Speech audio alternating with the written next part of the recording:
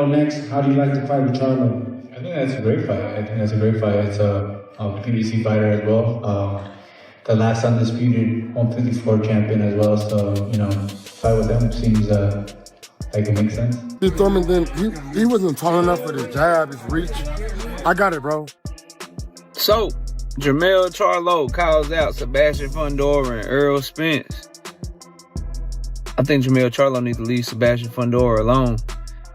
That's the young guns, bro. I'm telling y'all, I think 154 has been separated into two different factions where we can all get good, big, competitive. Sebastian Fender has challenged Jermell Charlo and said he is ready for the fight, pointing out that he is a WBC mandatory. Fender wants the real test, and he thinks that his last fight proved it. You believe that you are ready right now for Jermell Charlo? I do. I'm the WBC mentor for a reason. This is only the interim, but I want the real thing. I definitely want the real thing. And after the last fight, I think I proved to everybody that I'm ready for that. And I'm sure you saw him fight Castaño. How would you see a Fundora-Charlo fight playing out in the ring? The fight with Fender was a test of Jermell Charlo's footwork and ability to move laterally, but he believed his job, his reach, and the fact that he had been a WBC champion 3 times. I just think my lateral movement, my feet weren't, I don't know. He threw me, then he wasn't tall enough with his jab, his reach. I got it, bro. I got it. I think I got it. I mean, I know I got it. I become, a 3-time WBC champion. I like it. Sean Zetto talks about the fight and says that Jermell Charlo will have a tough night against Fundora. He talked about Fender's reach and constant pressure, saying that Charlo's past skill and power wouldn't be enough and that the version that showed up would probably lose even though he was in the Hall of Fame. Give him puppy chow. You don't domesticate your fighter. You don't fatten him up with paydays. Let him start feeling himself about his resume and start arguing why well, I beat this guy and I got this name and I got this name and I've done this and I'm headlining. And it starts to chip away at that edge. Now, Fundora is not as susceptible to that as other guys are. He lives a clean lifestyle. Him and his sister, I think that they feed off of each other. I think he's got a different mindset than that. But I've seen that happen before. And when you got a fighter firing on all cylinders who has that edge, that eye of the tiger, you don't want to waste it on too many what's going to turn out to be overmatched opponents. And I think Spence is completely overmatched in that matchup, even if he gets past Tszyu. Charlo, okay, cool. But I think this too about the Charlo fight. I think he beats Charlo up. Because if you try to lay down against Fundora, right, and play keep away, he could reach you from halfway across the ring. He's not 5'8" Canelo Alvarez, who likes to throw 35 punches around anyway. Radio Raheem, a boxing reporter and ring reporter, thinks that a fighter should get another chance after they have proven themselves and become a winner. He thinks that promoters should put veterans up against rising stars, making fights that challenge young winners in ways that no one else can. Raheem says that he liked watching fights like that. Promoter, your life, giving them the kind of success and paydays and big shows that all 3 of these fighters I'm talking about have done, Pacquiao, Spence, Charlo, and you need another shot at it. You need one more grasp at glory. You want to see if there's a comeback in you. Promoter, if he's got young champions he can line you up with, should give you that shot and should give his young champion a chance to face a legend or to face a veteran who can show him a look that he might not see from anybody else.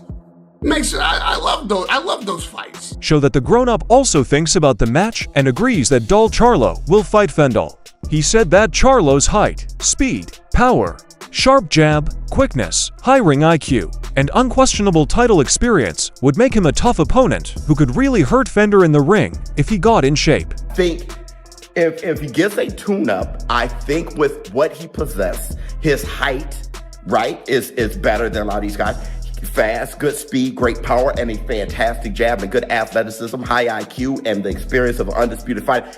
I think Charlo would be trouble for Fundora. I do. Boxing experts are excited about this fight, but they warn Jermell Charlo to be careful because Sebastian Fender is a hungry new fighter who is making waves in the 154-pound class. So, Jermell Charlo calls out Sebastian Fundora and Earl Spence. I think Jermell Charlo need to leave Sebastian Fundora alone. That's the young guns, bro. I'm telling y'all, I think 154 has been separated into two different factions where we can all get good, big, competitive fights. Sebastian Fundora era, we got Fundora, Jerome Boots Ennis, Virgil Ortiz Jr. That's the top fighters in that era. Xander Zayas, they need to mix that shit up.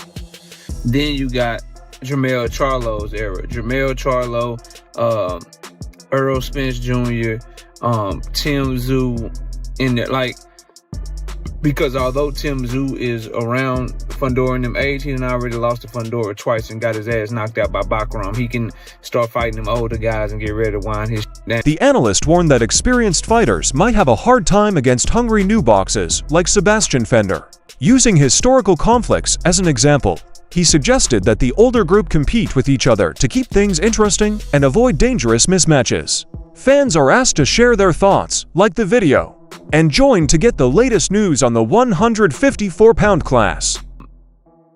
Any of those guys like Jermell or Earl, if they fight Fundora, Virgil, or Jerome Boots Ennis, I think they get fucked up. Straight up. So I'd rather see Earl and Jermell fight each other. Keith Thurman is in there with them. Like those, that's that era. Like what happened to Keith Thurman happens to all of those guys against those younger guys right now, bro. But y'all let me know what y'all think. Smash a like, sub to the channel. I'll see y'all soon. Peace. In response to the Fender versus Thurman fight, Tszyu said that Fender was a skilled and tough fighter with great reach and an awkward style that most opponents would find hard to handle. Tszyu said that Keith Thurman could never beat Fender because Fender was so tough for many rivals. He agreed that trading punches with him was tough, but it made him feel better about himself by showing him how hard it was to defend himself against someone so tall, accurate, and coming at him from odd angles. Look, in 3 minutes in each round, I don't think Thurman won 10 seconds of it. You know, he was cagey, didn't want to engage. Fundora's a nightmare to a lot of people, and rewatching that, someone who's been in with the Manny Pacquiao's, the Sean Porters, all these guys, and then what Fundora did to him, he's just an ugly style, you know, and gives me a bit of confidence, a lot of confidence, knowing that, you know, like Thurman couldn't do anything, but I was sort of getting bashed, but I was bashing as well, you know, like we went punch for punch in both fights, you know. So they say my defense is bad. Well, is Thurman's defense bad as well? You know, when you got someone that tall punching from angles like this, it's hard to defend, you know. And Thurman got it. Tim talked about Fedora's physical advantages and said that his biggest skill was being efficient. He only had to punch accurately and loudly. He didn't have to hit hard. Tszyu showed that even a trained fighter like Thurman had a hard time, gasping for air while being pressed down on all the time and not being able to breathe. Every time you deal with Fender, something goes wrong. There is no easy way to box, inside or outside. The more he fights, the more people see how scary his height and style can be. He's got such a physical advantage over everyone. And I said it before, his biggest strength is that he doesn't waste energy. Why? Because he doesn't have to punch hard. He just has to punch accurately and a lot, quantity of punches, and that's what he did. Thurman's knows how to preserve his energy. He's fit. Yeah, Thurman was gassed. Why? Because he never had time to breathe. The bloke is in front of you non-stop of the time. With Fundora, it's a fight.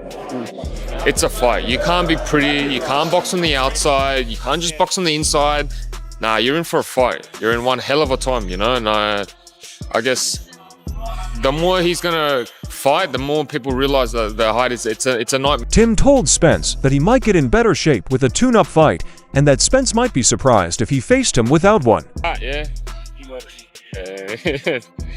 He should probably take a tune-up before me, just so that he's a little bit more, I don't know, conditioned, you know? I think he's in for a bit of a shock, if it happens. Also, it looks like Tszyu and Errol Spence Jr. are getting ready for a big fight in the middle of 2026 that has $15 million on the line. This is one of the most awaited fights in recent boxing history. Now it's a done deal. Tszyu will fight Errol Spence Jr. What a story for Australian boxing. This is one of the biggest fights we will ever see in our history. It is massive. Paulie Malignani called this competition a clash of worlds, and people from both the US and Australia were interested. All eyes would be on Tszyu, not only to see if he wins, but also to see how he responds to Errol Spence's dare. But the real test comes when Tszyu faces Dennis Nora first, showing how fit and ready he is for the big stage. I think it's a setup for worlds to collide, so to speak. There's an interest in the United States, there's an interest in Australia.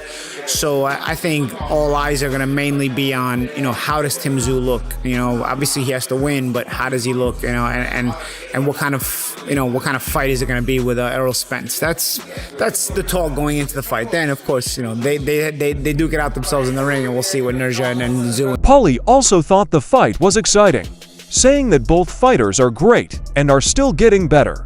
He said that Tszyu and his coach Pedro Diaz had done a great job of getting ready for recent fights, while Spence's long breaks bring up issues that can only be solved by the ring. It's an interesting matchup, because both guys have been high-level fighters, but also both guys are looked at as guys who probably have to clean themselves up a little bit and maybe rebuild just a little bit, and I think Tim is doing that. I think Errol not doing that. He's never really been a guy who I think kept a good schedule, and I think that hurt him in the end. So I think Tim is doing it smarter by having fought the Velasquez fight and now he's fighting the Nurja fight. If he's able to come through both of them, yeah, there's a risk because you get beat and you implode everything. But if you come through both of them, I think also building a psychology and a chemistry with the new trainer, with Pedro Diaz, I think is important because Diaz is a very technical trainer. So when you're with a technical trainer, you're gonna need, I think you need a little bit more time. It's not the motivation type, it's not the rah-rah type of trainer. It's very specific, detailed type of boxing, and Diaz has that IQ type of boxing. So in order to really grasp that, I think you probably have to spend a couple of camps together. So I think Tim is doing it right. We'll know if Spence is doing it right. The only way we'll know is when they get in the ring, because obviously there's nothing that really compares with Spence. He fought Crawford, and then before that, he had a layoff before that as well. So Spence has really been inactive, So we'll see. Also talking about the Spence versus Tszyu fight, Sebastian Fundora said it was an interesting match. He said that the Tszyu has stayed open despite losing animals in the past. Even though Spence has had a lot of failures and layoffs, Fundora still likes Tszyu, but warns that Spence is still a dangerous fighter who can knock out anyone quickly. Your last fight, you fought Tszyu. You won that one. It's speculated that he's going to be the fight that Earl comes back on. Can you give me some insight, since you were in the ring with him, and if you think that would be a good fight or not for Earl? I think it's an interesting fight. This guy's been losing. Tszyu's been losing, but at least he's been active. At least he's been active. Spence hasn't been seen anywhere in boxing, in the ring, wise. Yeah. But I don't know. I think losing to Crawford like that, then taking the layoff like that, and then getting the car accidents, these things are bigger losses than just the losses that Tszyu had, I favor Tszyu in the fight. I won't be surprised if Spence knocks him out. I mean, Spence is still one of the top dogs, you can never take that away from him, But it's just too much of a layoff, That's way too much of a layoff for anybody in anything, You just can't expect to come back into the ring and be... Moving on. While Tim gets ready for his fight with Errol Spence, reports keep going around that Fundora and Spence had a fight that never happened. And it looks like it's farther away now that Tim is his opponent. Fundora talked about a made-up fight with Errol Spence and said that the real fight is waiting in the ring, even if there is more drama and excitement on social media. He said again that both fighters had to show up and follow through on their contracts. If they didn't, he warned, the fight might not happen at all. He says that's just how fighting works. A lot of the time, business and paydays decide whether there is a problem.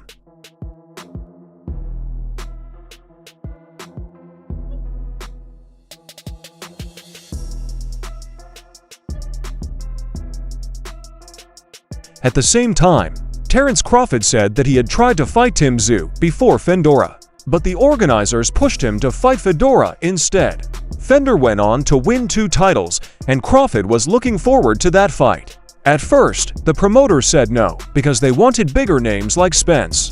But Crawford was still motivated to earn his chance to fight the best fighter. The business side of boxing, you know, we could say everything, we could curse each other out on social media. Not that we do, not that I do, you know, but all that stuff can happen, you know, all the extra drama. But when it comes to the fight, that contract needs to be signed and those people need to step into the ring. Right. And if that doesn't happen, you're not going to get it.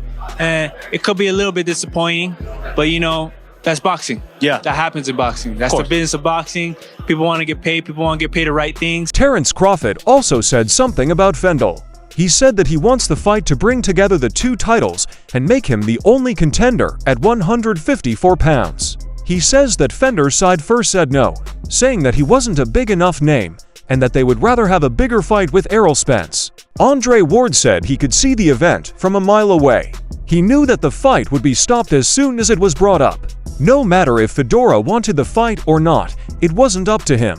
And Crawford knew that the organizers had the final say. I fight Tszyu before he fought Fundora. Yeah. You know, they basically was like, they're gonna go the Fundora route, you know, being that Tim was with PBC. Yeah, that's right. They like, man, he not about to do this to his skin. Yeah, you know, he just beats, man. So basically they talked him out of it and whatnot. So Fundora get the victory. He got 2 titles. All right, so I want to fight Fundora. And they say, yeah. They said no. They said, you know what I mean? His handlers said, nah, we want to fight Spence. Spence is a bigger fight than you. O'Leary said that Fender and Josh Kelly are going to meet for the 154-pound title. After KOing Keith Thurman in the 6th round, Fender showed that he had the mind of a winner. Kelly has also shown that he is ready to fight anyone, which makes the battle interesting. Algieri said that the open talk at the camp is a good sign, even though no date or place has been set. He said that Fender's height, reach, power, and better fighting skills, along with Kelly's speed, agility, and toughness, could make for an interesting fight. Fundora, you know what I mean? He got 2 belts. I want to become undisputed at 154. That was my train of thought. But when he said he didn't want to fight me because I wasn't basically big enough, I looked at him like, huh? I don't sell. That's what his handlers were saying. Oh, I don't sell, and they want to fight Errol Spence because he's a bigger fighter. But you knew what that was, though. Yeah. It's cool. It's cool, Crawford. The Fundora thing, you seen that play coming a mile away. Like, as soon as that fight was even talked about, I said it's gonna be a phone call made, and he finna walk that back. Whether he wanted to fight or not, he wasn't gonna be allowed to, and you know that. You know, Allen and made that call and was like, nah, we ain't going. Paulie Malignaggi says that the 154-pound weight class is about to get a real undisputed winner. He said that if Fundora and Kelly unified their belts, it would make sense for the winners of other important fights to face off, which would lead to a huge desire for an unquestionable title match. And Josh Kelly, 154-pound unification bout, are in preliminary talks.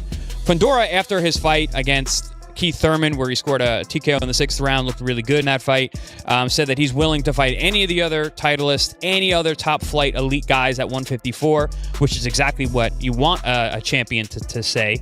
And listen, Josh Kelly, he's shown himself to be a guy who's willing to fight anybody. Eddie Hearn said that they are in preliminary talks, but nothing like a date or a venue has been discussed yet.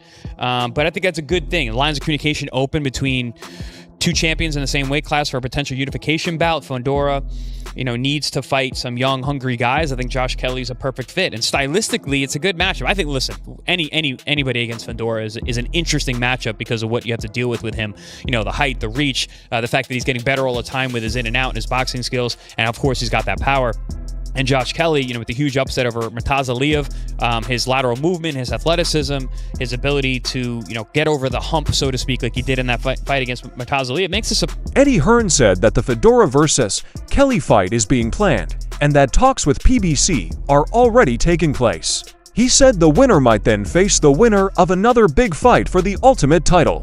He said this was a natural progression and proof that boxing was in good shape because it put the best fighters up against the best fighters. 154 is moving towards, attempting to find an undisputed champion. I like it, because Xander and Ennis are also in talks, right? And that there's 2 belts these 2 belts there. Granted, both of them are on the part of Zayas, but that's a big fight.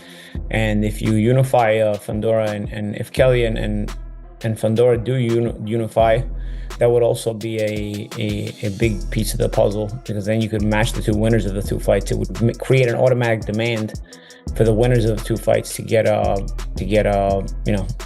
together and battle out for an undisputed champion. Roy Jones mainly talked about the 154-pound division and said that a real winner unifies the titles. Based on what happened tonight in the ring, he said that the real test is to see which fighter is best suited to face Sebastian Fundora. He said that the next fights would show who can give him the toughest opponent. Let's make the Fundora fight. So we've had very, very early conversations with BBC about that. They're very interested. And I said, let's make Josh Kelly against Fundora, and then the winner fights the winner of Boots Zayas for the undisputed. So, I mean, that would be a very natural thing to do. And just a sign that boxing's in a great place, because the best are fighting the best, the champions are fighting the champions. And, yeah, on we go. The video for today is over, and fans are thrilled that Sebastian Fundora called out Jermell Charlo. Fundora's reach, style, and steady pressure show that the 154-pound division is being taken over by younger fighters. Do not wait any longer. Please like, comment, and subscribe to get the latest news and fight insight.